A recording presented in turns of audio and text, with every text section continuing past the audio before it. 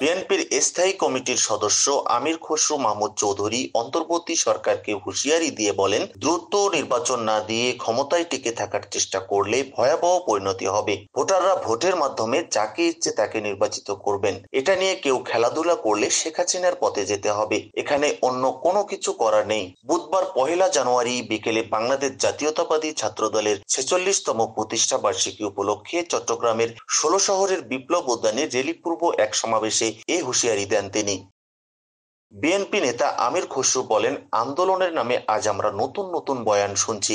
আন্দোলন ছিনতাই করে নিয়ে যেতে চাচ্ছে। আন্দোলন কি হাইজ্যাক করার মতো বিষয়? আন্দোলন কি এমন জিনিস যে হাইজ্যাক করে বাড়িতে নিয়ে যেতে পারবেন? বয়ান দেওয়ার আগে একটু চিন্তা করে দেখবেন। আমরা এই আন্দোলনকে প্রশ্নবিদ্ধ করতে চাই না। এই আন্দোলন বাংলাদেশের 18 কোটি মানুষের। তিনি আরো বলেন, অন্তর্বর্তী সরকারের দায়িত্ব হচ্ছে শান্তিপূর্ণভাবে ক্ষমতা নির্বাচিত সংসদ সরকারের হাতে তুলে দেওয়া।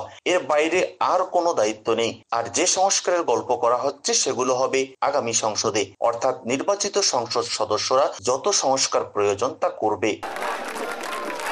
আন্দোলন হাইজ্যাক করে নিয়ে যেতে চাচ্ছে। নিউজ টেক্সট, গ্রিন বার্তা 24।